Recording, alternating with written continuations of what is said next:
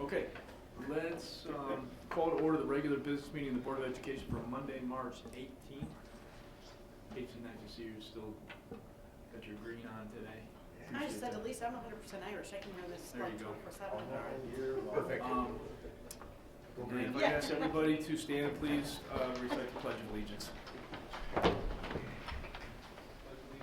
To the flag of the United States of America and to the republic for which it stands, one nation, under God, indivisible, with liberty and justice for all. All right. Roll call, please. Jim Batson. Here. Pat Rudy. Here. Lisa Essel. Here. Kevin Hubert. Here. Scott Luce. Karen Lundstedt. Here. Casey Rudy. Here. All right, so we know Scott Luce absent for the record. Our agenda this evening, we'll open it up for public comment. Anybody who would like to speak, please limit your comments to 3 minutes or less. We've got some student recognition today. Right? No student recognition, right? Not this month. I was going to say, if it is, it's small.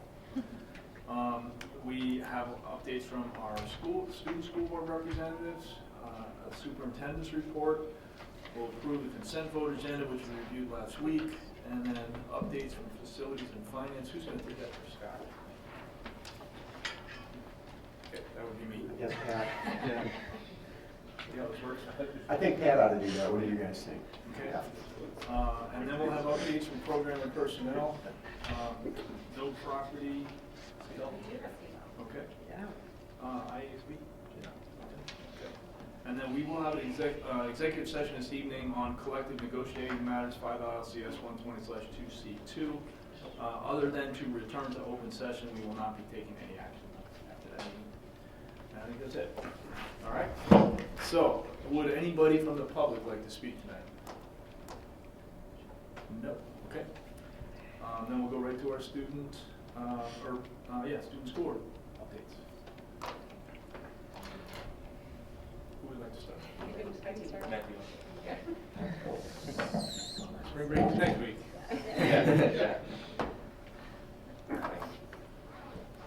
LHS student Matthew Wong. Alright, so we're going to start off with clubs and activities. So the debate team had 2 weeks of state tournaments to conclude a successful season. 2 weeks ago, the public forum and Lincoln Douglas teams competed at Conant High School for the novice and junior varsity state tournament. Lincoln Douglas researched whether the illegal use of drugs ought to be treated as a matter of public health or criminal justice, and public forum researched whether the U.S. should promote the development of market rate housing. As the newer debaters competed in their rounds, some varsity members helped out by judging other novice teams. We want to give a shout out to the 3 Libertyville debaters who placed for their performance in speaking: juniors Albert Sterner, Jessica Lee, and Catherine Corliss. Last weekend, the debate team also competed in the annual IHSA State Debate Tournament down at Illinois State University. The 2 teams prepared extensively for the 2 days of debating. The debaters had an incredible time debating students from schools all across Illinois, discussing the merits and drawbacks of both sides and exchanging a multitude of ideas. The Model United Nations Club held their annual student-run conference at school 3 weeks ago, and it was a huge success. First-year members and returning members alike got the chance to practice their skills in a simulation of the 1956 cabinet to the Egyptian President Nasser, dealing with the Suez Crisis and British imperialism. Everyone had a fun experience, and overall, the club has grown a lot over the course of the year. The Libertyville High School Science Olympiad team had an outstanding performance 2 weeks ago at the College of Lake County Regional Tournament. They secured 4th place overall, winning a bid to the state competition held at the University of Illinois at Urbana-Champaign. Of the 23 events, every event except one placed in the top 10, with special congratulations going out to Deb Mitra and Emma Muscato for placing first in forensics. The team is now hard at work, studying fossils, performing chemistry experiments, building thermal boxes, and more in preparation for the state tournament.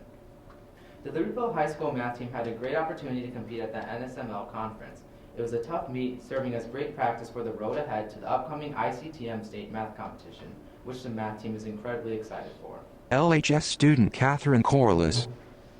Going off of that, LHS also hosted a Girls in STEAM Day for girls who are interested in the fields of chemistry, computer science, art, technology, business, and politics.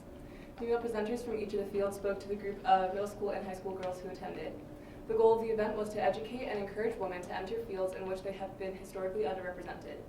The event was put on by the Advocates Club, which focuses on gender equality and women's issues. The German classes have also performed exceptionally well on the national German exam, receiving a number of honors, with one student even being considered for a major scholarship opportunity to go to Germany. We also want to congratulate all the students who have been named to the National Honor Society for Students of German.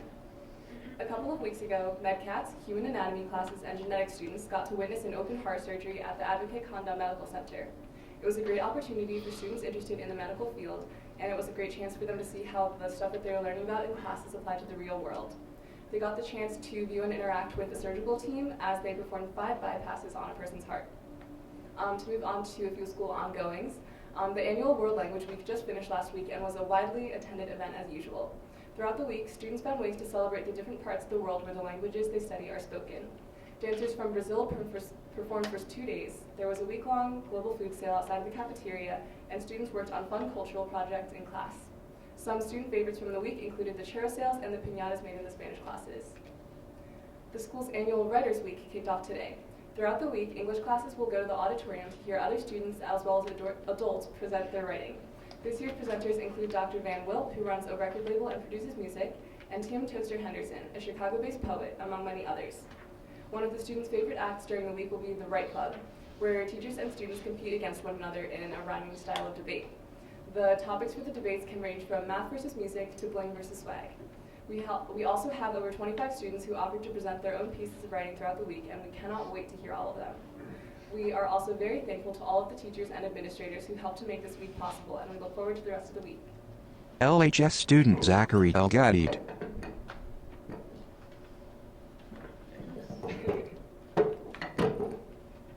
LHS hosted free heart screenings for students on Wednesday. The screening is done with the Max Shaywitz Foundation, which has a dual mission of preventing sudden cardiac arrest in teens, as well as supporting wildlife conservation. The test measures the electrical activity in the heart and is used to detect hidden cardiac issues. An echocardiogram test has also recently been added with the help from the school, where students can take another test if an anomaly was found in the first. The students are very grateful for the opportunity to get screened and are thankful to the Max Shaywitz Foundation for their continued mission. We also want to put in a word of thanks to all those who volunteered to help the event run smoothly. The main gym is currently closed until further notice due to paint chips containing lead falling from the ceiling. As this is obviously an issue of grave concern, the student body is extremely thankful for the administration's swift action and look forward to getting it reopened. In the meantime, gym classes have begun to go bowling at Fairhaven Lanes in place of activities in the main gym. Without knowing how long the repair processes may take, however, a number of people in various departments are concerned about where they may hold events that otherwise would have occurred in the gym. The art department, for example, must now consider alternative options for where their annual spring art show will be, and the badminton team is temporarily traveling to Vernon Hills in order to use the facilities. We are all hopeful that the diligent repair team will be able to bring things back to normal as safely as possible, and we are thankful for those aiding in the transitions. 2 weeks ago, LHS celebrated the successes of our athletes in the Winter Athletic programs at the Winter Sports Awards Night. Athletes were celebrated for strong conference and state performances while also maintaining strong grades, which is difficult to juggle with the extensive time commitments of sports. It was a great way to celebrate the end of the season. Finally, we'd like to end with a special congratulations to the Special Olympics basketball team who won the state championship, and we look forward to hosting the state march for them on Friday. VHHS student Taylor Fenn. Okay, so congratulations to this month's Cougar Class Act recipients: Hala Abdalrazek, Rebecca Agnew, Dojika Asher, Farnoosh Ganjapour, Avery Hessel, Elise Garcia, Tyler Clean, Hannah Rabinowitz, Nevitita Sentil Kumar, Tyler Tran, Natalia Aloa, and Rachel Wright. So this past Thursday, Vernon Hills celebrated Pi Day, marked by the date 3/14. The math department organized many different activities for the students to partake in throughout the day. Students were able to buy Lou Malnati's deep dish pizza for lunch, but the most memorable part of the day were the donations going towards Vernon Hills Sister School. Students donated jars with math teachers' faces on them, and whichever jar raised the most money would result in a pie in that teacher's face. Mr. Healy's students raised $82 to see him get a pie to the face on Friday. On March 2nd, Vernon Hills hosted Solon Ensemble, where fine arts students from Vernon Hills and Libertyville prepared pieces to perform for judges. Students were placed into certain divisions based on their point scores received. There are 5 divisions, Division 1 being the best, and every year many Vernon Hills students place into this division. So this past Friday, Dr. G shared a video to the students of Vernon Hills outlining the construction changes that will be made for the school next year. He touched on the additions that would be made to the school, including a new classroom wing, additions to the cafeteria, and a new gym. So these additions are meant to address the quickly growing population of Vernon Hills, which is expected to reach 1,800 students in the next 10 years. Students are excited for the new expansions to the school, especially some of the new food varieties that will be introduced in the cafeteria. So this past Saturday, Vernon Hills had its annual Top Cougar. Senior boys Joey Levitan, Noah Proft, Micah Kim, Ethan Schuster, Jack Farrick, Brett Sweeney, Max Sue, and David Leschner all competed to be named this year's 2019 Top Cougar. The boys sang and performed stand-up for the audience during the talent portion, showed off their tuxedos during the fashion portion, and those that moved on answered questions during the interview portion. Senior Micah Kim was named this year's Top Cougar for his hilarious ASMR performance and great interview portion. Congratulations to the girls indoor track and field for winning the CSL championships. And then this past Saturday, Vernon Hills held College Palooza for junior families from both Vernon Hills and Libertyville to come and learn more about the college application and selection process. There were multiple different sessions for students to attend to learn about the different parts of the college process. So students were given information about how to write their college essays, how to apply to highly selective schools, and the process behind admissions for public universities. Guest speakers from Xavier University, University of Michigan, and University of Notre Dame came to provide the students with key information they would need for their applications.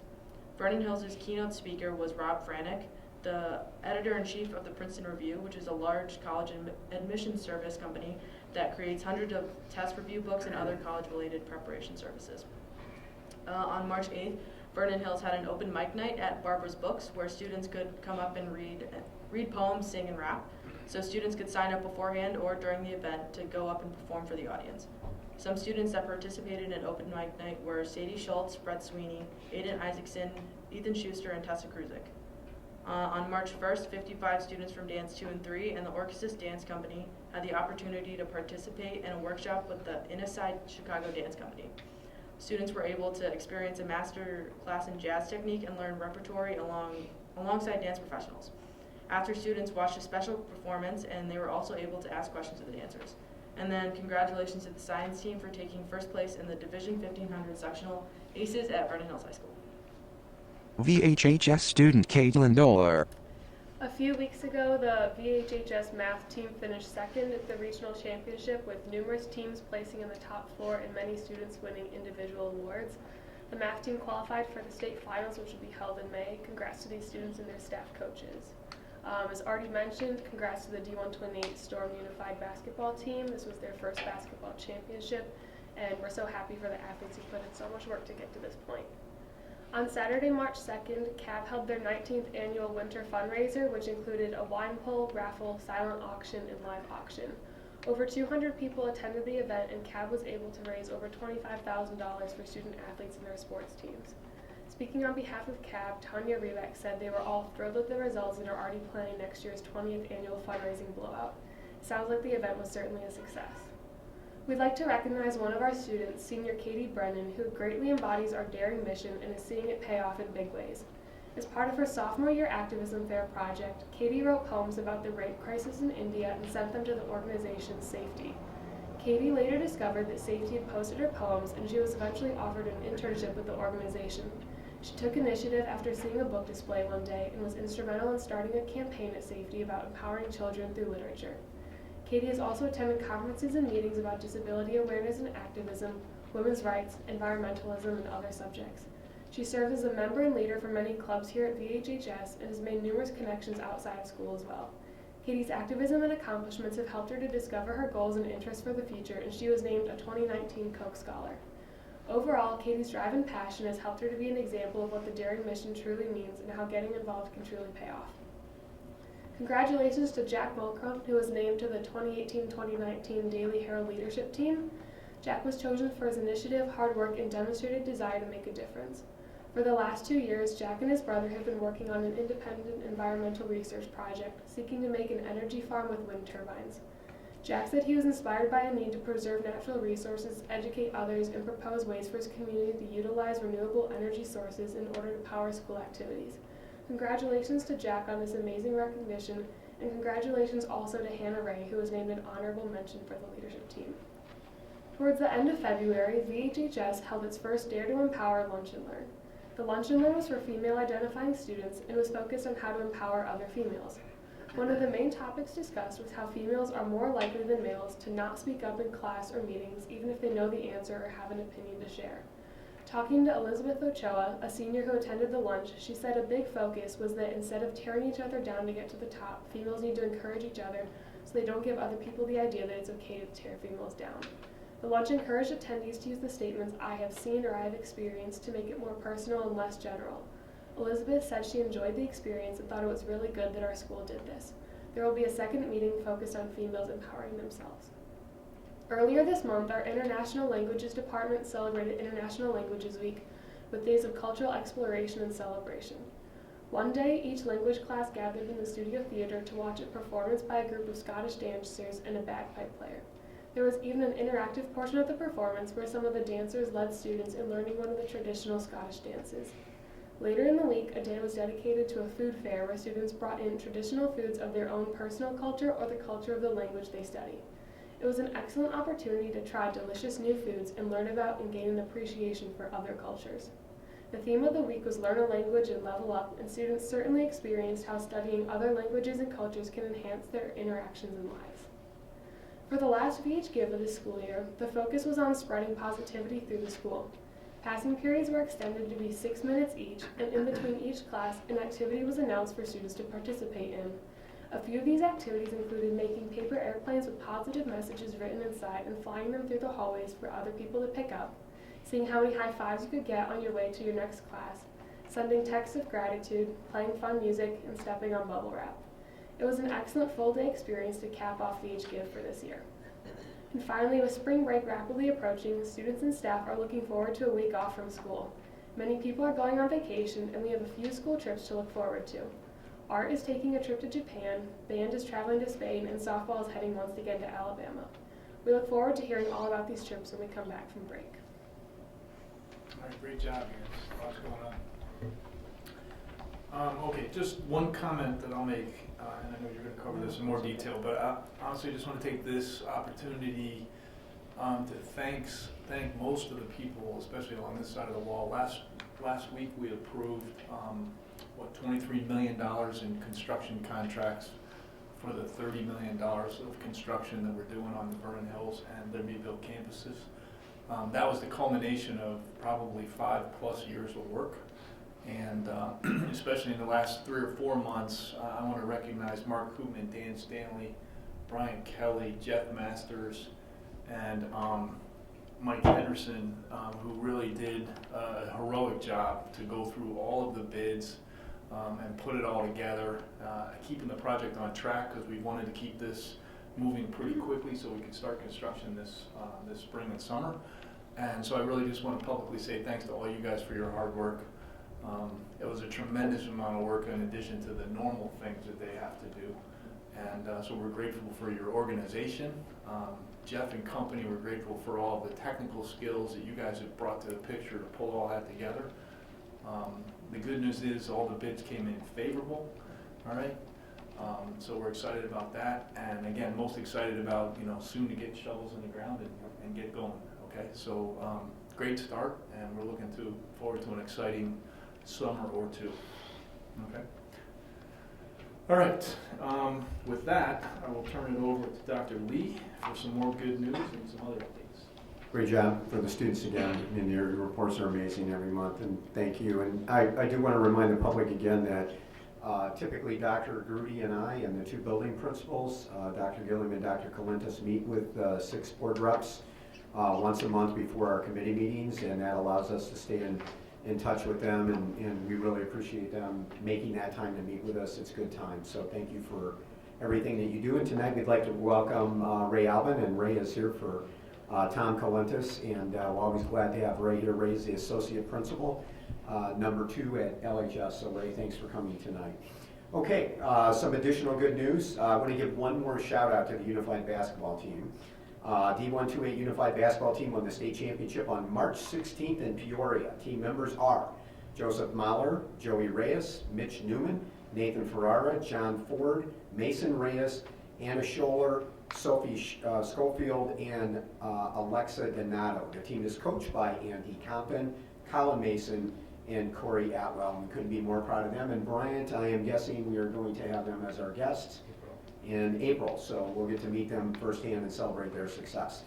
The students touched on the seniors at VHHS, and I want to make sure that we got the LHS students as well. But Molly Gratton at LHS was named to the 2018-19 Daily Herald Leadership Team, and senior Marissa Mazzetta was named an honorable mention. So those are terrific honors, and to have that many kids from our district is phenomenal. The following LHS students were named March True Wildcats: Karen Tarman, Kelsey Mazzell, Grace Rossetti, John Thomas, Rachel Bertard, Colleen Welch, Brian Stacy, Jose Mendoza Silvera, and Madeline Weaver. The LHS academic decathlon team, coached by Mark Busing, placed 9th at state competition held March 9th at Northeastern Illinois University. Team members are Conrad Stefanski, Constance Zantz, Audrey Chung, Ethan Landry, Savannah Stevens, Thomas Hubbard, and Bennett Schuneman. VHHS students Taylor Wilkerson and Caleb Smith were named the first ever VHHS Prevention and Wellness Programs Students of the Month and will enjoy the best parking spots on campus. Boy, that's a pretty good deal, Dr. Gilman. Not for long, because the visitors lab's about ready to get killed. Yeah, that's true. So they'll have to enjoy that like at the end of school, right? We got it for a couple more weeks. Yeah, congratulations to them. LHS students competed in the local Family, Career, and Community Leaders of America FCCLA competition at Harper College on Friday, February 22nd. Freshman students Gretchen Wimmer and Debjani Mitra won outstanding for their categories of cookie decorating.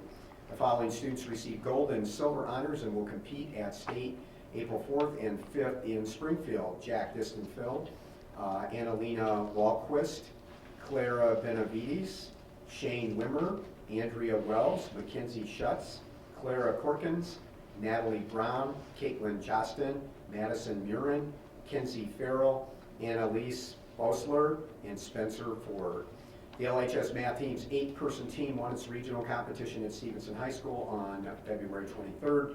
As a result of winning its event, the team will compete at ICTM State Mathematics Contest at U of I in Champaign in May, and that means that both the teams once again will be representing District 128 downstate.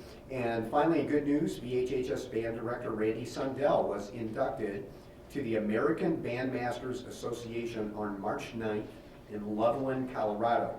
Randy was nominated by retired LHS band director Don Shoup. In addition to the formal induction celebration, Randy also conducted the U.S. Air Force Band, which must have been amazing because they're really good. So congratulations to Mr. Sundell, and it's nice to see our staff do terrific things as well. So moving on to the superintendent's report tonight then, we want to do a quick update as we always do at committee meetings, but we also like to share that at board meetings, Mark, on the LHS pool and parking. Okay, thank you, Chris. Things are moving along. The project with the pool. We've completed masonry column enclosures on the south wall of the pool last week. They're working on the cavity insulation on the east wall of the pool, and the face brick has started on the east wall of the pool. We've been working on an entryway masonry between the west gym and the new pool, so that is in progress. They finished the steel work for the roof, so the roof deck is being worked on this week in that area. In the pool itself, they completed all the rebar work and poured just over half of the bleacher section. So that was nice to see.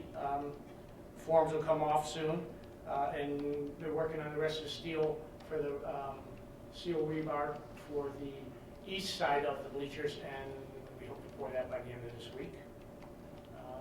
And we started the layout for the tile installation in the inside the pool itself, the pool vessel. So they will start tiles sometime this week. And Mark, as we look at parking outside around there, so what does that timeline look like at this point? This would be the parking outside of the pool and the additional parking And the that the additional board parking. approved earlier in the year. The site is all been cut down to the height for the stone. So now it's a process of the weather and us getting the area to dry out so we can put the stone down and get the base in so we can get the curbs in. So that's going to happen here this spring. Very cool. Any questions? Great. Pat mentioned earlier that we're very excited after a number of years of work on the additions and renovations on both buildings. We had an extensive review of the bids at committee meeting and then reviewed one more time in a special board meeting last Monday. And as Pat indicated, the board voted to award the bids. We came in with that $23 million package, about $1.8 million under projected cost, which is great for the district. We talked about a number of things, but we have both Jeff and Mike here tonight. And I think one of the questions the board asked that we wanted to talk about tonight a little bit is that Gilbane and STR obviously are doing design and management work for us. We asked them, the board asked them to talk a little bit about what they do for their design fees. So if you guys want to step up to the microphone and just kind of follow up on the answer that you guys talked about at the meeting. That's be a good thing for the public to know. Oh, certainly. I think you're on, Mike. Okay. Again, I'm Mike Henderson, principal with STR Partners. I lead the design team, the architectural team, with the entire project. So, just so you understand, there's an awful lot that goes on behind the scenes. A project like this involves literally dozens of professionals, from structural engineers, mechanical engineers, plumbing engineer, electrical engineers, fire protection engineers, acoustical engineers, civil engineers at stormwater. We also have team members that specialize specifically in the food service areas for the cafeteria, as well as roofing, building envelope, and again, it really does take a full team of people to organize and to create a really great design and quality documents, so that the construction team can take those documents and build a building out of it. So the project begins, as you know, like it's taken years to get to this point. So early in a project, we talk about the first part of design. You literally design the building in words and numbers. You have to find out how big things are, what are the needs. That term, form follows function, really is true. You have to define what it is you want to solve before you ever get there. And that does take a great deal of time. We've had a great teamwork with the district and both schools. A lot of great input, back and forth, and it's just really been a great process and a great project. We're very proud of the work we do, and we really appreciate the opportunity to be your team or be part of your team. Great, thank you, Mike. I'm Jeff Masters, Vice President with Gilbane Building Company. Really our work, everybody understands we do the construction part, but really our work also began in conjunction with the design element. We basically started last summer. A lot of our pre-construction work is related to budgeting, estimating, working throughout the schedule, and we also spend a lot of time with each school staff on the phasing and logistics and how that was going to be done so that we could coordinate the construction without interfering with the operation of the school. And we've had great interaction with the team. We're really excited about getting started. So that's what I say, pre-construction is really the art of what we do, because you have to envision what doesn't exist yet and work closely with the design team so we can meet your budget, we can get it done when you need it done, and we're going to make sure that it gets done with the right quality and everything can be built without interfering with the school. So, so we do estimating, we do scheduling, we do a really detailed review, one last check before we go out to bid of are there any questions in the documents that may not be known yet, so we can identify them, get them answered before we get into construction, and where delays could mean money and time. And we get that information to STR, so we avoid a lot of the requests for information and change orders as we go on to try and keep the project on track and that we're being as efficient as we can. Obviously, then when we get into construction, we've got our supervision. We will have a superintendent at each site full-time, all the time. Anytime there's work going on, we'll be there to make sure it's safe, we're not interfering with the school, and we're making sure that the quality and the schedule are being maintained. And then, through punch list, turnover, and then we stay with the project and really until all the issues are resolved and you're happy with the projects. Thanks, guys. And just so the community knows, both STR and Gilbane worked with us for years on the new pool at LHS that we report out on every month. And again, we've had a great experience working with them, and we're very excited to have the opportunity to work with them. Again, these guys have been in here, we couldn't even count the number of times you've been here meeting with our teams, either at the buildings or district office, over the past 2 years, 3 years, coming in, and that personal touch and having the ability to work with you guys directly has been, I think we would all say, has been very helpful for us. The last thing I'd like the community to know is both of these gentlemen and their companies have both been involved in value engineering both of those projects. So we did a lot of value engineering on the swimming pool to get that in a manageable range, and we're going to have a terrific pool when we're done, but we're also going to have a pool that we can afford with the resources that we have. And they've also helped us value engineer the 3 projects over here and working at Libertyville and repurposing the old facility. And we appreciate that flexibility. It really underscores what you guys have talked about in working with the customer within the resources tonight, so thank you very much. Any other questions for the guys while they're up on the mic from the board?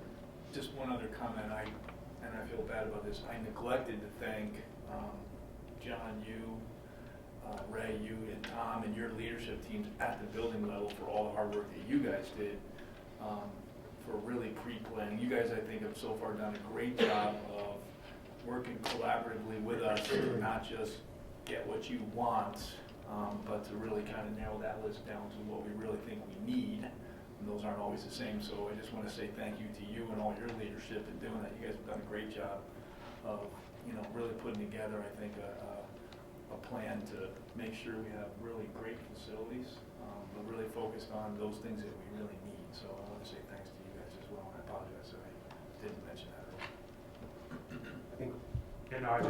Again, thank you for coming tonight. I know we talked about this at the special board meeting and the committee meeting. And I think often the perception is that, frankly, Mike with SDR just does some drawings, and then Jeff with Gilbane just kind of puts a hard hat on when this construction's going on and walks around. So I think you aligned all of us the value added, and so thank you for coming tonight. Much appreciated. I do want to be clear that they do draw stuff and do wear hard hats. So I mean, that's part of just a little bit, right?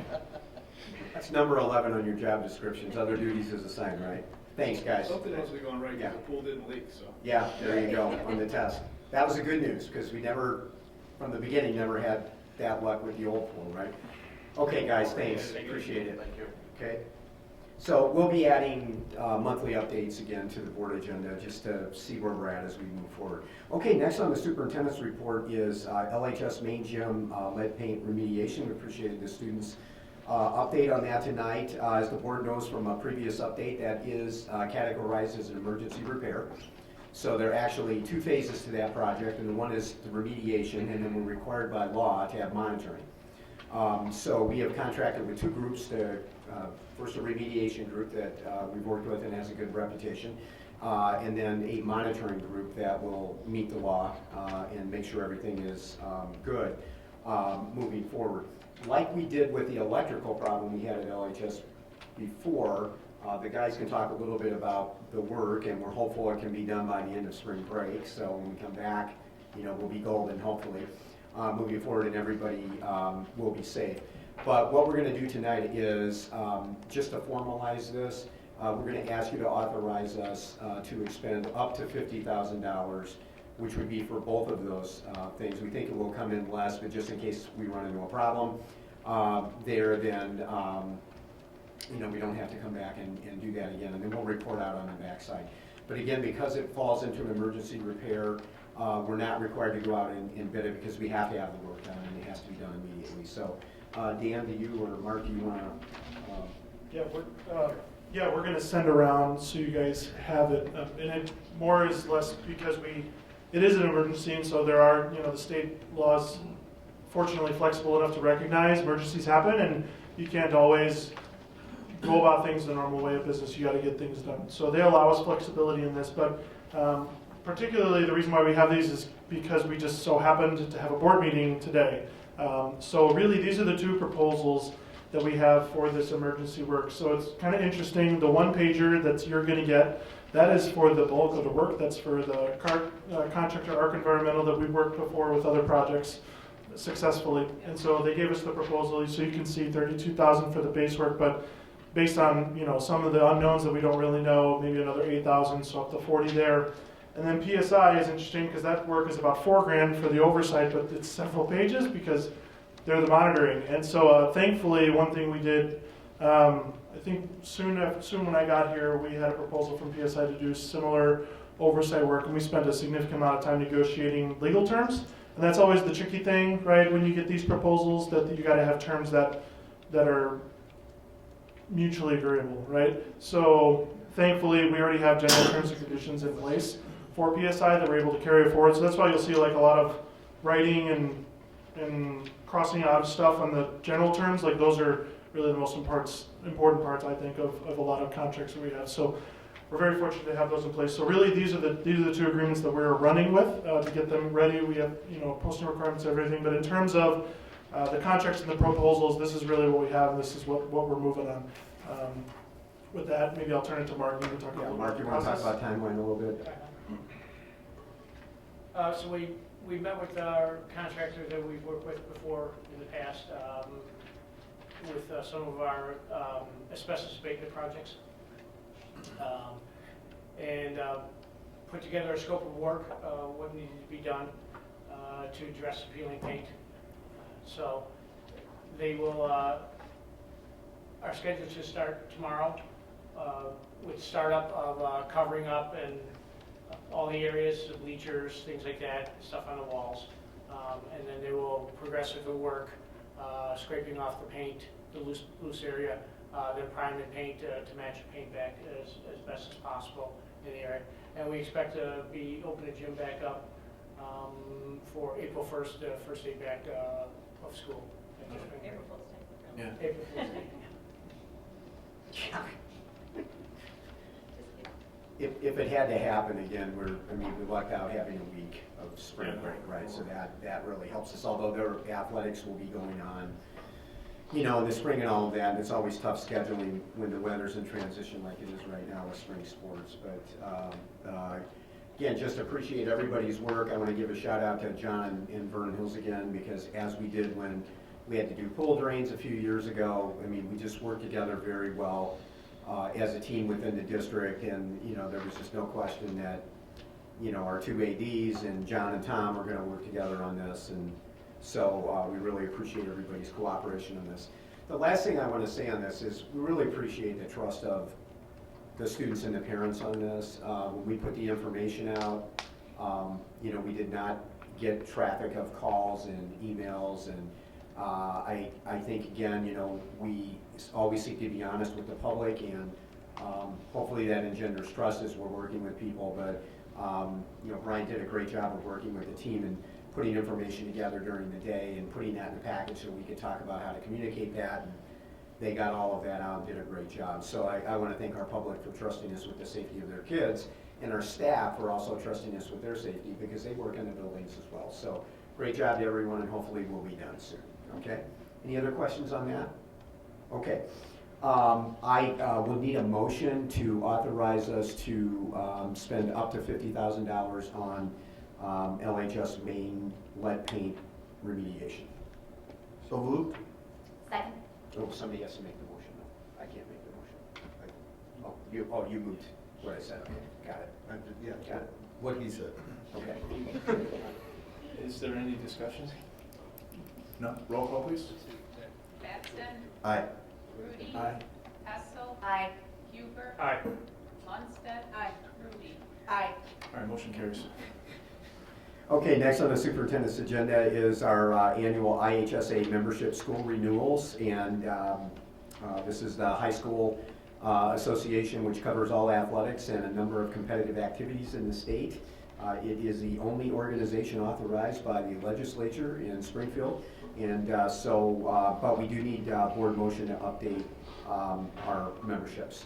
I do want to point out, Brian, you can correct me on this, I looked at this before the meeting tonight, but again, we are required, because IHSA is really healthy, we're not required to pay any membership dues, which is great for all the member schools in the state of Illinois. Was that new this year, or is that? We haven't paid dues in. Oh, really? In quite a while. I don't know why I didn't notice it. Yeah, Yeah. well, I thought maybe the state found some extra money. No, it's separate, Maybe they're fortunately. It's separate from the state. darn. Okay, I hate when I get optimistic like that. all right, so we Okay, just is there a need a motion? motion, yeah. Motion to renew our membership in IHSA. I make a motion to renew our membership in the Illinois High School Association. Second. Any discussion? Roll call, please. Rudy. Aye. Hessel. Aye. Huber. Aye. Lundstedt. Aye. Rooney. Aye. Batson. Aye. All right, motion carries. Okay, one last thing under other tonight that's just come up recently, but it's something that the LHS students and certainly Mr. Alvin will be aware of. We've done a lot of work on the HVAC system at LHS over the past couple of years. Still tweaking and fine tuning, as again the folks at LHS know. But we also have cooling season coming up pretty quickly, where it will be much warmer in the building. So we still have a few things that we need to do there. So Mr. Stanley and I had a conversation today, and we've got some work that needs to be done. Again, it's work that, and Dan will explain that we don't have to bid out, but we want the board to be aware and we'd like to move forward because we can get some of the work done that needs to be done over spring break again before it gets real warm out. So Dan, with that said, I'll turn it over to you.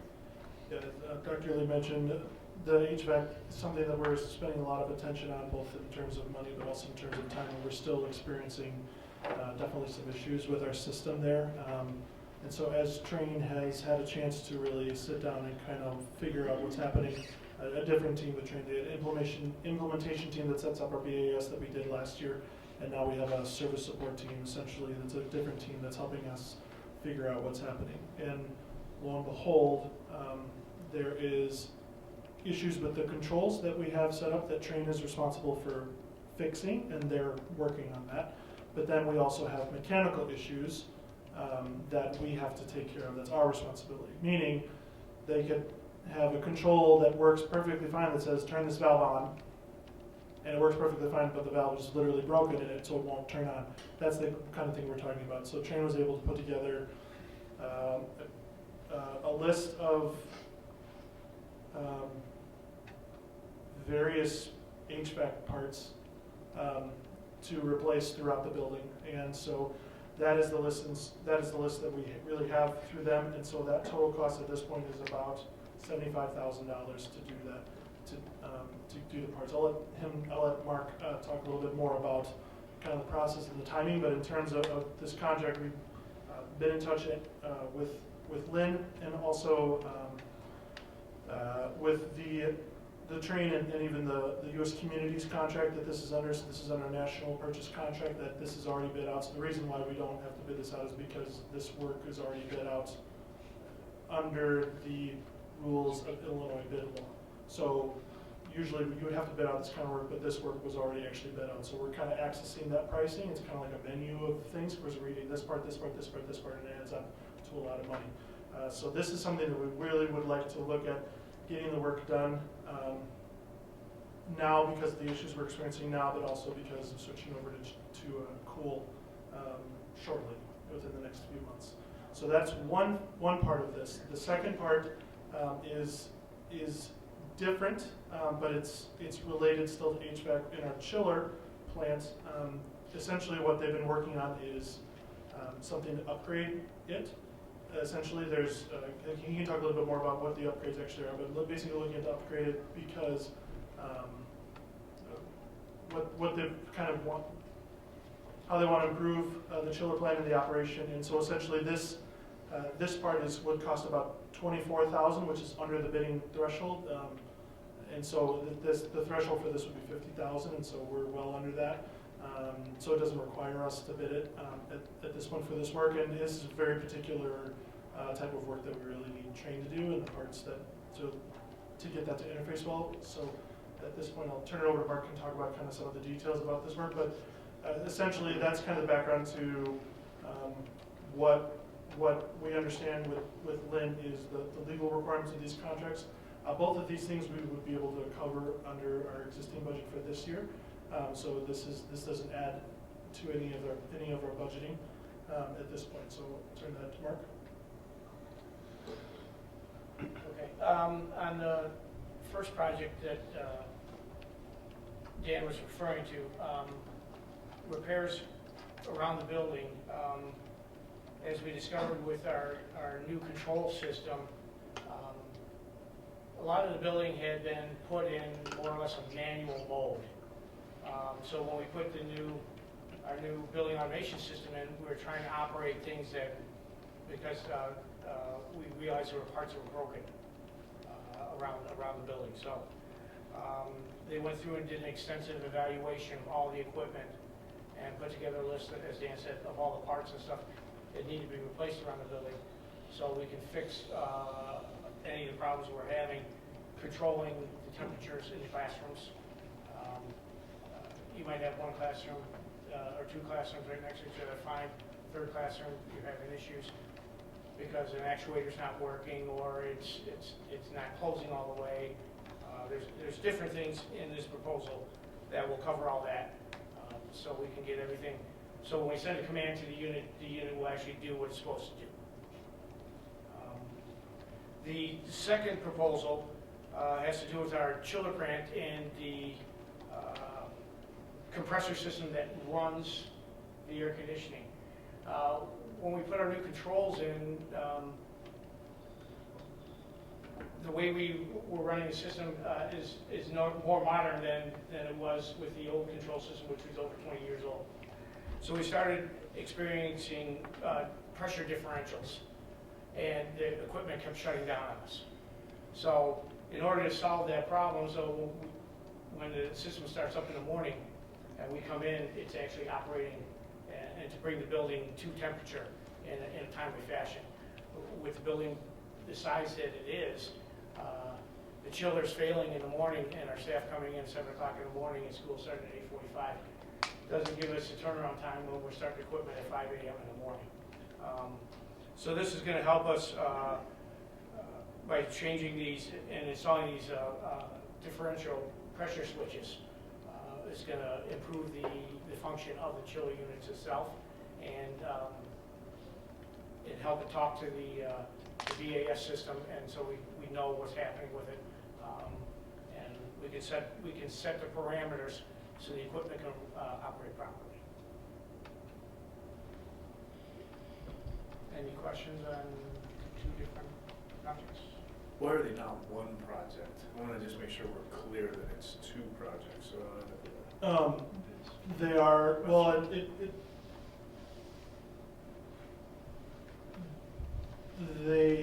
sorry, I'm trying to. Are they both, let me back up, are they both covered under the pre-negotiated deal, or is this $24,000 one not? That's a separate.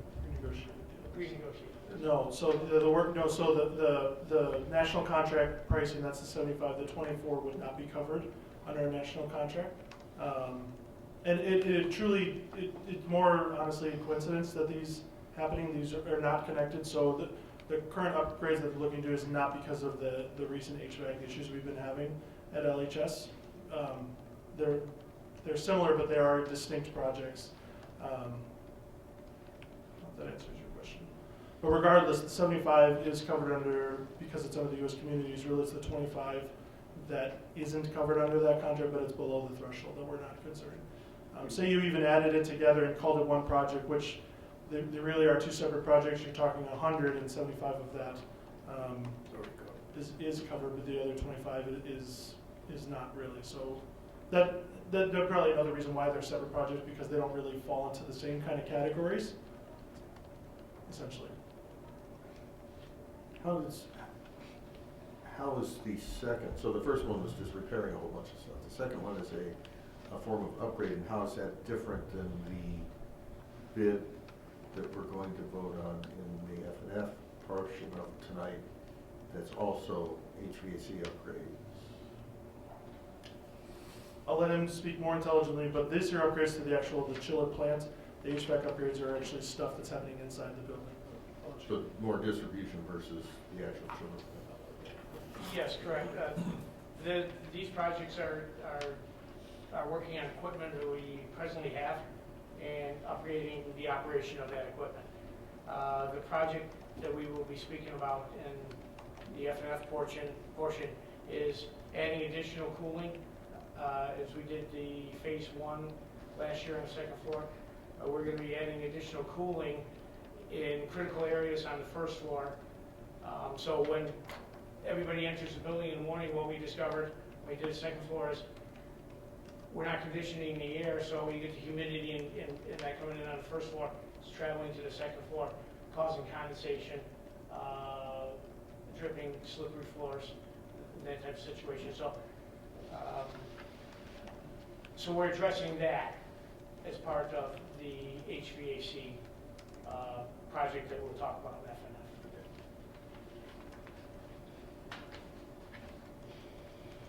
So I guess we would recommend that we proceed with the work, and really we don't need you to vote, and we can't vote tonight because it's not on the agenda anyway, but we would need a head nod or a thumbs up from you that we're okay to.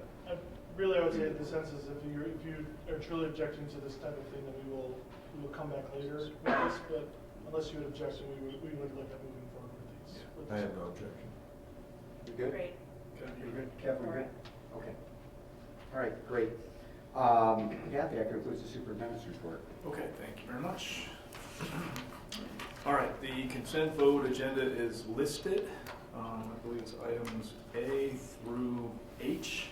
We reviewed them last week, so if I can ask for a motion to approve consent vote agenda items A through H. I motion to approve the consent vote agenda, items A through H. Second? Discussion? Roll call, please. Hessel. Aye. Huber. Aye. Lundstedt. Aye. Rooney. Aye. Batson. Aye. Rudy. Aye. All right, motion carries. All right, Facilities and Finance Committee. First item, bid recommendation for 2019 LHS summer upgrade HVAC upgrades. Back to you, Mr. Koopman. And Mr. Stanley. See you all. See you guys. Thank you. Good job, guys. Sorry, you guys skipped through like 50 pages. That's really fast.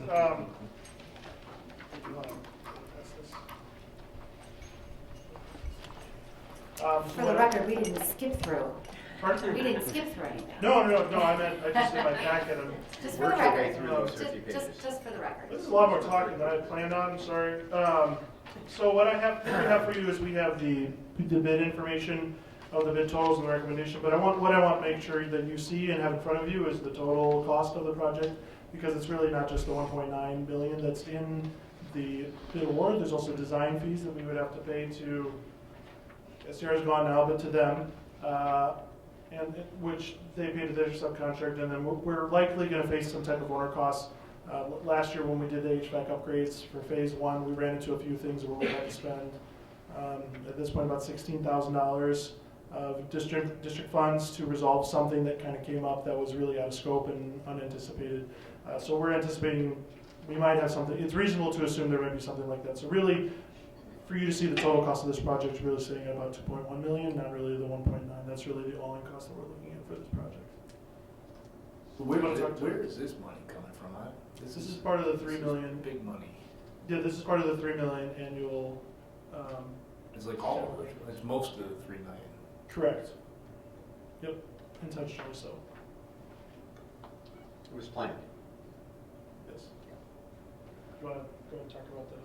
So this is one that we talked about at committee meeting last week, that we had the delay because we wanted to make, again, we're facing a busy bid season, and so the bid opening was delayed until Thursday. Yes, That's Thursday, so we got the bids open on Thursday, so like 3 business days ago, and we were able to kind of process and have some document for you on Friday. And so then today, because I was out on Friday, I've been able to just kind of put together a comprehensive cost for you guys to see. So what were the actual bids? I'm shocked. The budget and the revised budget are identical. So that's the first time in history. What am I missing? I'm not sure what you're talking about. So I'm looking at the budget for the trade number here. I'm assuming that means we had $1,919,500 in the budget. So yeah, this is just one. So I have a kind of a Google Doc of our projects, and so this is what I use when I'm tracking a project, like the costs, and then if there are any revisions or changes. So say something comes back in and we have to do a change order to the project, that's where I would add in a change order. So sorry, that's just by formatting. So really, you can just look at the first line. I guess I was just trying to give you a simple idea. That's all. So that second line really that you see, that's for changes that happen based on what we're anticipating in terms of spending. So what was in our capital plan for this year? Was it really $2 billion? The capital plan, $3 million. What do you mean for this project particularly? I do have to answer. Originally, it was, we changed scope a couple times. We were looking at about $1.5 million for this summer's work, concentrating on the hallways. We changed the scope and concentrated on different areas of entry into the building, and then added scope for replacing units in, for instance, down in the industrial arts area where the units are in real bad shape. So that would be alternate number 2 as part of this bid process. We did 3 different alternates. We also added in, as part of the LHS pool, we're going to have to do some abatement. And part of this project will cover, we will do abatement separately, but then it will cover new floors, new ceilings, new lighting in areas that are affected by the pool construction and some other classrooms in the building as our ongoing maintenance and asbestos removal as we work throughout the building. And we added an additional 20, the upstairs classrooms that we did last year for our HVAC upgrades. We added sprinklers and ceiling and light sprinkler systems in those classrooms, as well as new lighting and ceilings, so those rooms are totally complete. Let me ask a different variation of the question. Dan, what did we budget for CapEx for this year in total? How much? 4 million? 5 million? You mean just as it pertains to like Total CapEx budget for this year? About 5 million. About 5 million. If we approve this, 2 million, will we stay within that budget of 5 million for the year? Absolutely, yeah. Thanks. So this is part of spending that. Right, and how much more HVAC remediation or upgrades or whatever do we have to do at LHS? We have a lot more to do throughout the building. All right, so I think we should actually, you guys can figure out when we do this, but we should actually take a look at all of these LHS projects over the next couple of years and make sure we have visibility to what's going on there. Yes, so we did incorporate that and took that into consideration in this project. As we changed the scope in the hallways, we looked at other equipment that we could readily change out. So there are 2 units, for instance, in the auditorium that are part of this bid. They're up in closets on the second floor. One feeds the lower level changing area behind the stage down in the basement of the auditorium. And the second unit controls the hallways upstairs and downstairs, the foyer areas. So that is older equipment that needs to be replaced, so we were replacing that. We were replacing a unit down in the lower level of the studio theater. There's a unit there that's 30 years old. We were replacing that. We were replacing one rooftop air conditioning unit. Don't remember the number right now, but that also is affected, and that's up by the studio theater also. That's all part of this? That's all part of this. Right. So there's other HVAC equipment that we changed the scope in the hallway work and added the scope of starting to replace that obsolete equipment throughout the building, what we could fit into the budget and into the scope of work for the summer. Okay, but I don't know what the rest of you guys think, but I mean, I think we should just review the long-range capital plan and LHS, really both high schools, but to start with LHS, I guess I didn't realize that we had a $2 million project here, and we've probably got a couple more of these coming in the next couple of years. I'm getting increasingly sensitive to these as we're building classrooms and pools and gyms and things like that.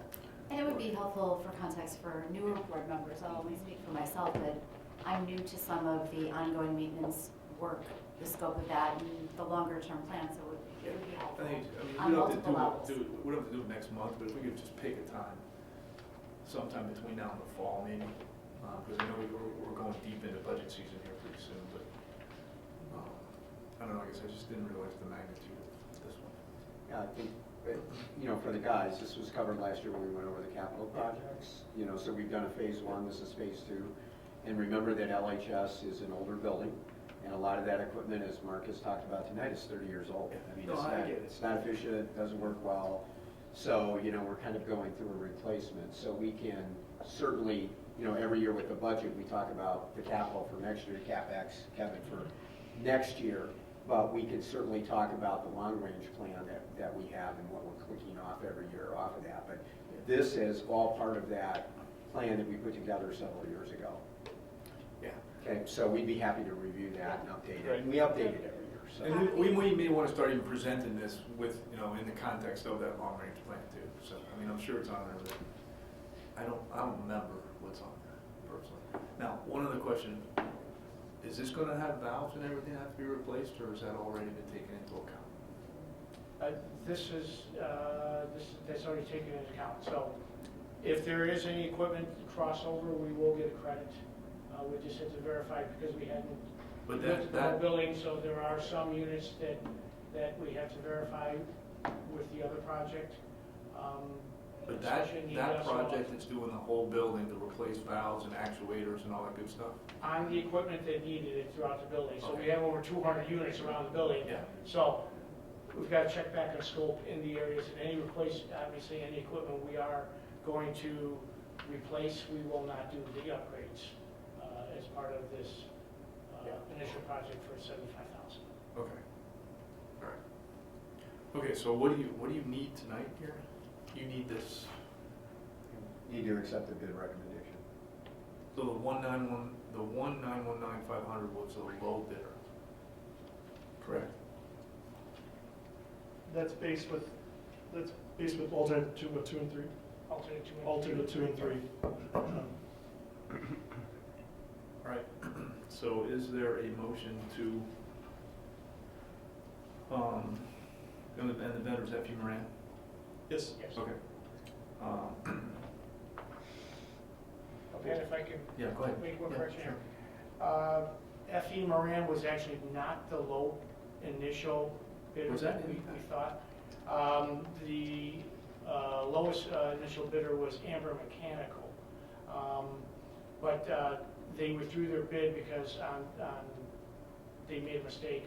As we looked at the numbers, we realized that their alternate number 3 was quite low. And so we questioned them on that because it was a couple $100,000 less. So they withdrew their bid, which made FE Moran the lowest responsible bidder. So we only had 2? We had 3 bids. But because of Amber's mistake, there's only 2 in effect. Yes. Okay. We ready? Yeah.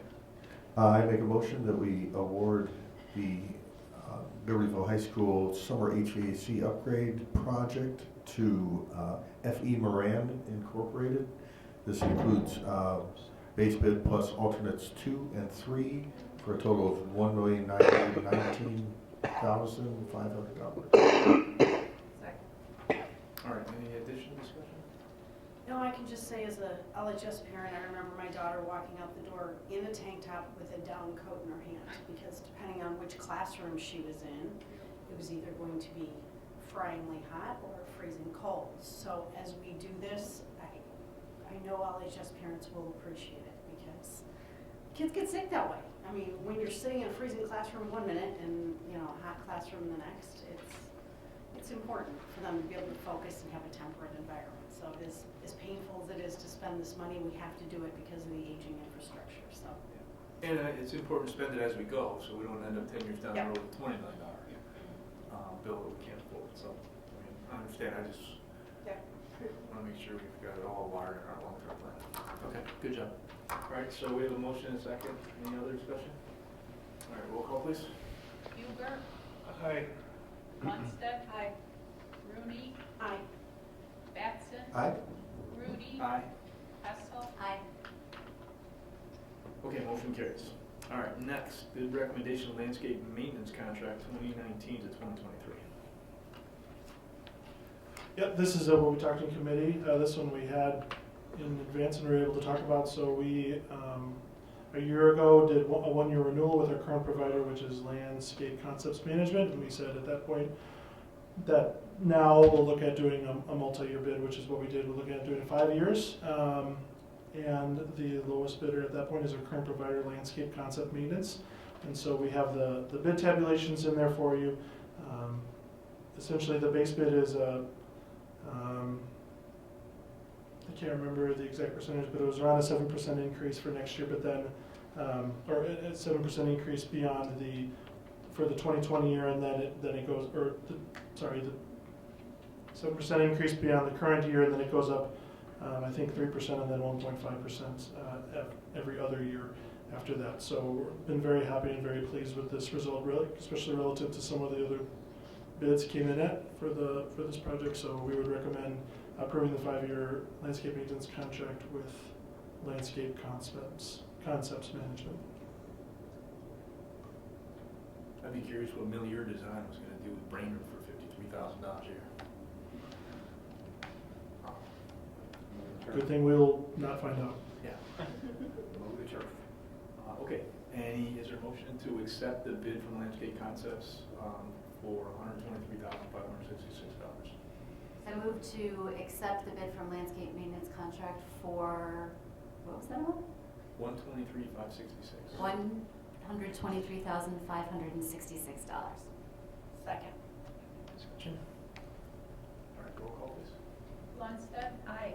Rooney, Aye. Batson, Aye. Grudy, Aye. Hessel, Aye. Huber. Aye. All right, motion carries. Last but not least, disposal request. There is one, I believe, one item on the list. Is that correct? No, it's over. So so usually we'll get requested, we bring it to committee, and then it'll be on consent agenda, like you had the water polo goals was on consent agenda. So this came in after our F&F meeting, so this is a mix. Miscellaneous ITs. Yeah, a lot of things, and if you get a chance to read it, it's a really cool program they do. Like a history. Yeah, there's a lot. Yeah, there's a lot there. So it's very cool. I don't. Does he do this twice a year? I can't remember exactly how often he does this, but it's You want to explain what he does Pardon? for the public? You want to explain what we do with the equipment? Yeah, I'm probably not going to be super intelligible in being able to explain it.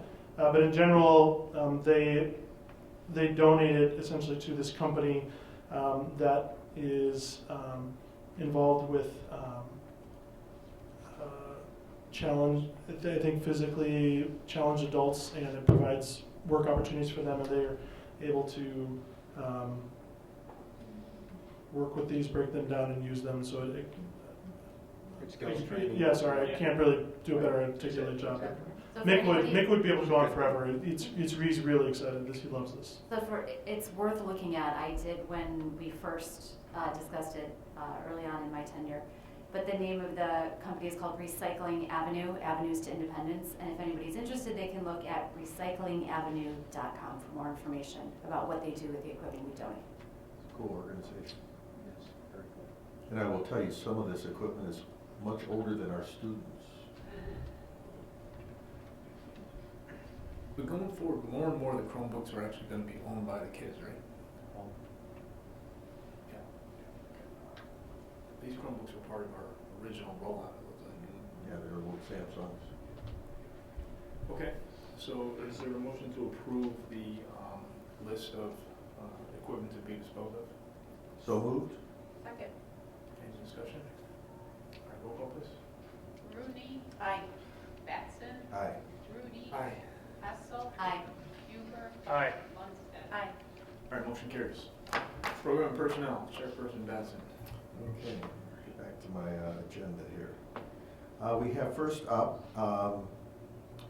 the District 128 reciprocal reporting agreements. We went over these in committee last week. There's two agreements, one for the Village of Libertyville and one for the Village of Vernon Hills. Do we have to do these separate, or can we do them with one? I think you can do these two together. Okay. And it's basically something that we are required to do by school code. We just update these periodically, so we're updating these. It's a reporting system, a reporting agreement between the village police department and us. So I don't know, Brian, do you have any other? So the last time they were updated was 2013.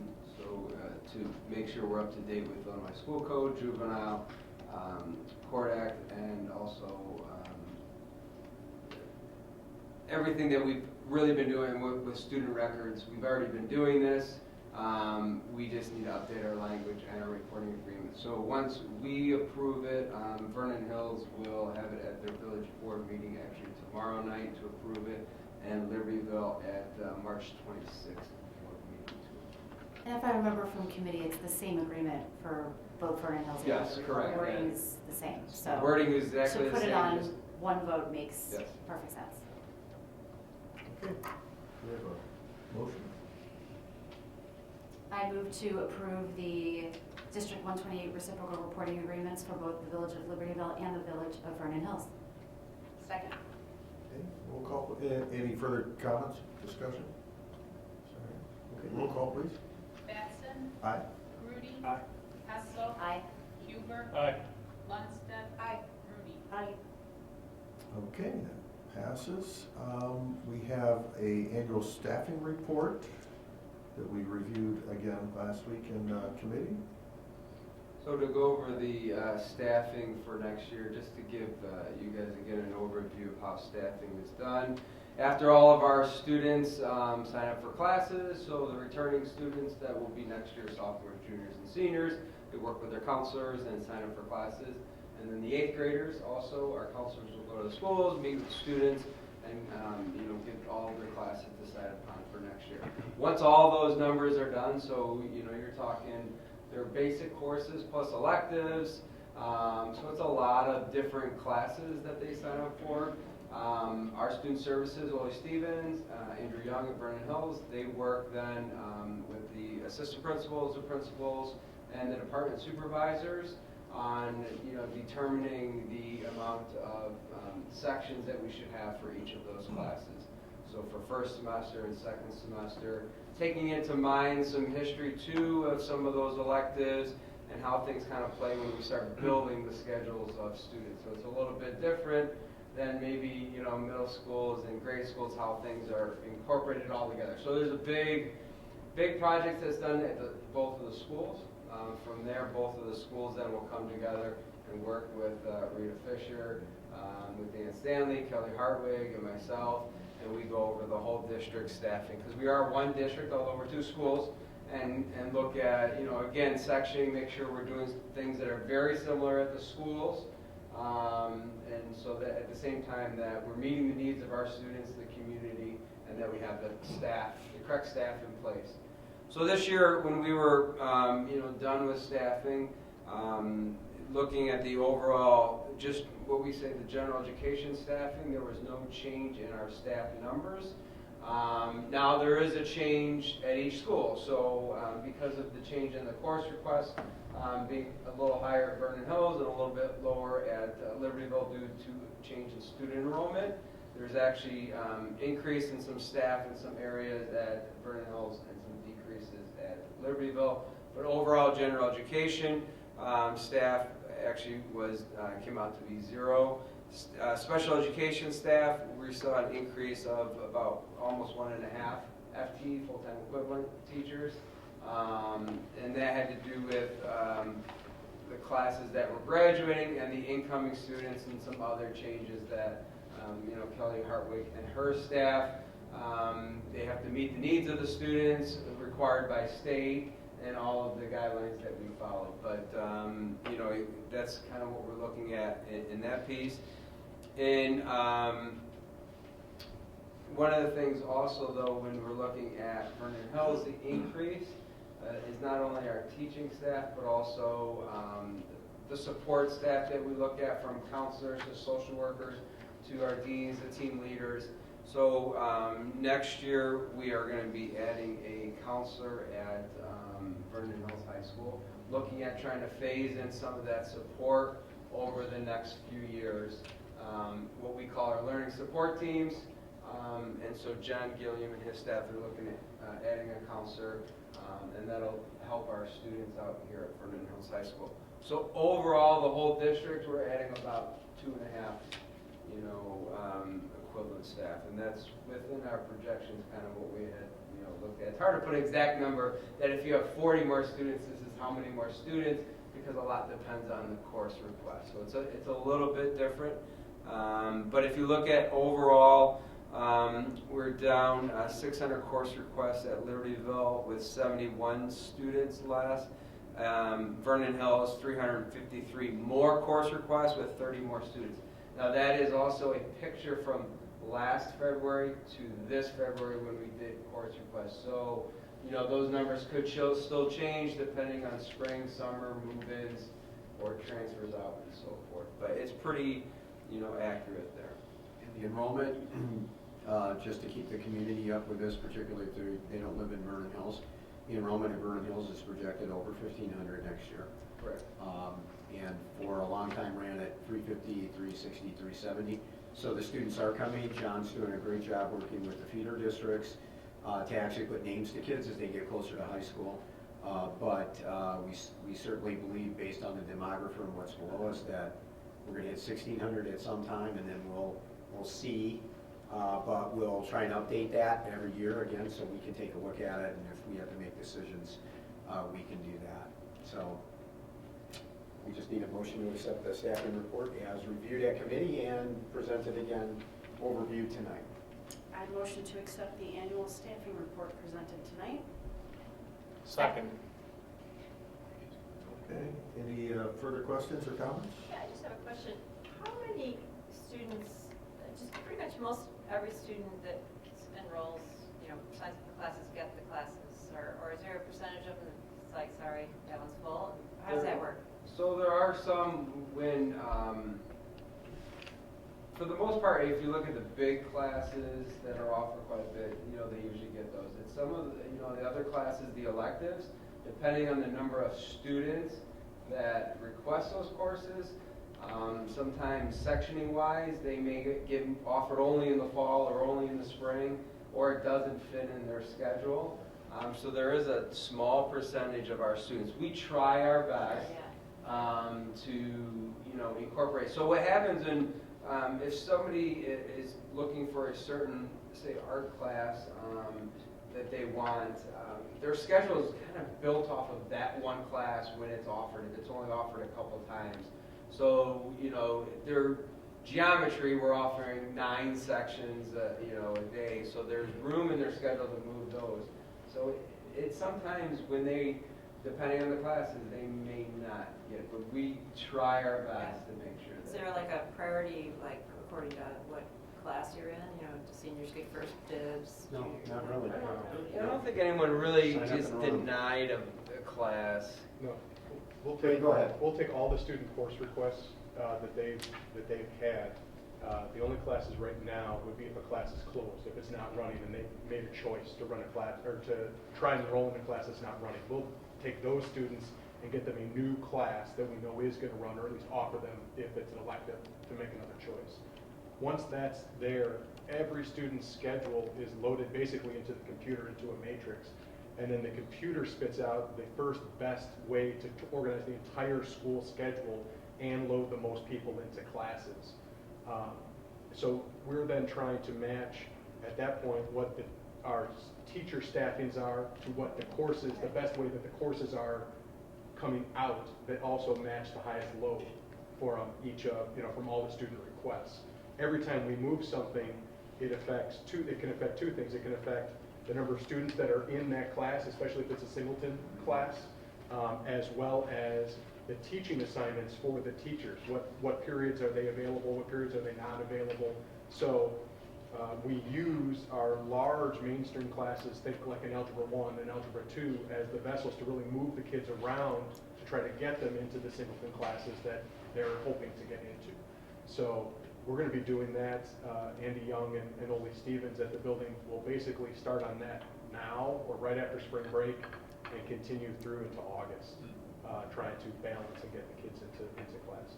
So a lot of it's done by the computer, but at the same time, there's still a lot of human pieces, A lot of hand you know, scheduling. to make sure that, our students get all the schedules they want, but it also, works with the teacher's schedule that they have a lunch period and so forth. It's Same with also the important students. to have a little bit of flexibility with class size. Yes, I would yeah, think. correct. Here's another point that we've talked about relative to even the additions that you all just approved, is let's say the computer model spits out an AP biology best fits second hour. The fewest number of irresolvables happens second hour. But we don't have any classrooms, science classrooms available second hour. Then we have to force a class, maybe not AP Bio, but maybe we have to take one of the regular bios and move it to, the fifth hour when there is a room available. But that creates 4 more irresolvables that we wouldn't have had we. So that little trickle down of space, and for us, science is the prime example. Next year, because science is up now, Brian just talked about the increase in enrollment. Not a ton, but if we have 2 more sections in science, we almost don't have any space in science labs left. So it's really, you start to ignore what's best for kids based on the model that's projected and just try to fit stuff into classrooms and then deal with the irresolvables afterwards. And I'll say from someone so sitting in that process and very clearly that this is not my thing really to do this, but I do really like numbers, and one thing I didn't tell any of them, I was trying to figure, like, they just see the numbers and they see them. I need to figure out a way to see the numbers, and I was actually looking at the number of percentage of kids based on the number of requests or how many they could accommodate. I was astounded at how many 100% I saw, meaning the vast majority of the sections that I saw were, at least on all being equal, and the staffing idea was able to accommodate the requests. Like, it didn't happen, but I was surprised at how often it did happen. I truly was. I was very impressed. How often 100% of the requests were satisfied? Yeah. And staying within reasonable numbers, you know what I mean? All right, well, great job. That's a lot of hard work as well. I know that's every year a lot of work for you guys. I'll just underscore, it's really important work because 70% of the cost of the district is staff, because we're a service organization. So the work that we do in staffing really drives the majority of the cost of the district. So the team does a great job every year on this, and it is a very involved process. So thanks to all of you. Great job. Okay, we've had a motion and a second. Any further discussion? Okay, can we have roll call, please? Rudy. Aye. Hessel. Aye. Huber. Aye. Lundstedt. Aye. Rooney. Aye. Baxter. Aye. Okay, motion carries. We have annual employment recommendations, and this includes the non-tenured and granting of tenure for a number of staff. So these are the same memos that were shared at PMP. Nothing has changed since then. So we have our continuing employment of the first year non-tenured, the second year non-tenured recommendations. We have 2 categories for the third year non-tenured faculty. Third year non-tenured that will be moving on to their 4th year, and then third year non-tenured moving on to their 4th year, but also earning tenure due to 3 excellence in a row with a change in the para. And then we have our 4th year non-tenured that we are recommending for tenure, so that's in the group there also. We have some honorable dismissals due to changes in enrollment, and a couple of faculty members that were covering 1-year leave of absences for us, and then also our by law we non-renew our non-tenured part-time faculty, and just so you know, obviously all the names are here in the memos and be shared, but just to let you know that our staff administration of both buildings have had individual conversations with everybody on this list, you know, leading up to this time. So we do really, you know, in dealing with human resources, there is the human element. So I just want to give, you know, thank you to, you know, everyone and taking all the time leading up to this in the building levels. Okay. We have a motion. I move to accept the annual employment recommendations for the list we have before us, continuing employment of first, second, third, fourth non-tenured faculty, honorable dismissal of non-tenured full-time faculty, honorable dismissal of tenured full-time faculty, non-renewal of non-tenured part-time faculty as listed, discussed in our committee. Second. Okay, any further questions or comments? I'd like to add the congratulations to those that are earning their tenure. That's a great accomplishment. Okay, hearing none, roll call please. Hessel. Aye. Huber. Aye. Lundstedt. Aye. Rooney. Aye. Batson. Aye. Rudy. Aye. Okay, motion passes. We have one more item, employment of employees, and seems like a list of a number of different positions. These all came in after our P&P last week. Things are constantly, obviously, changing, but we want to be able to get these approved at this board meeting. For those of you that are relatively new on the board, we're beginning to see the end of the year sprint. Stuff that piles up here between now and end of May. Okay, can we have a motion, please? I motion to accept the personnel issues that came in after our previous meeting. Second. Okay, any questions or comments? Okay, roll call please. Huber. Aye. Lundstedt. Aye.